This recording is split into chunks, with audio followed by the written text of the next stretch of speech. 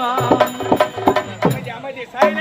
அகழ்வாரை தாங்கோ நிலம் போல தம் அகழ்வாரை பொருட்கள் தலை என்ற உலக பொதுமறை நூலான திருக்குறள் முன்வைத்து அதாவது மனிதராக பிறந்த நாம் அனைவருமே உன்னதமான வாழ்வை மேற்கொள்ளும் பொழுது பூமியை உதாரணமாக கொண்டு வாழ வேண்டும் என்பது பொய்யா மொழியா திகழக்கூடிய திருக்குறள் முழு விளக்கம் என்பார்கள். பூமியானது எவ்வளவு பொறுமை காத்து தம்மை தோண்டுபவருக்கு நீரையும் உழுபவருக்கு விளைச்சலும் எப்படி வாரி வாரி கொடுக்கிறதோ அதே போல் நாம் அனைவருமே எந்த நேரத்திலும் எந்த சூழ்நிலையாக இருந்த போதிலும் எதிர்கொண்டு புறம் கொண்டு ஏசினாலும் பேசினாலும் பாவம் என்றுள்ளக்கூடிய தீய குணத்தை அறவே வெறுத்து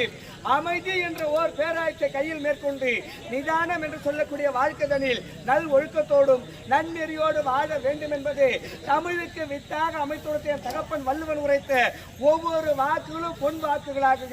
அப்படி இன்றியமையாத திருக்குறளை முன்வைத்து இன்று இரவு நள்ளிரவை கொண்டு தெய்வீக தொண்டு பல அறிஞர்களும் பல பெரியோர்களும் கலையை கற்றுண்ட வல்லுநர்களும் அமர்ந்து பார்க்கக்கூடிய இந்த மாபெரும் சபைதனில் நம்ம கிராமத்தில் தோன்றக்கூடிய ஆலய திருவிழாவினை மாபெரும் விழாவாக செய்தது மாத்திரமில்லாமல் அப்படிப்பட்ட விழாவினை முன்னிட்டு தமிழருடைய பாரம்பரியம் கலை ஒன்றான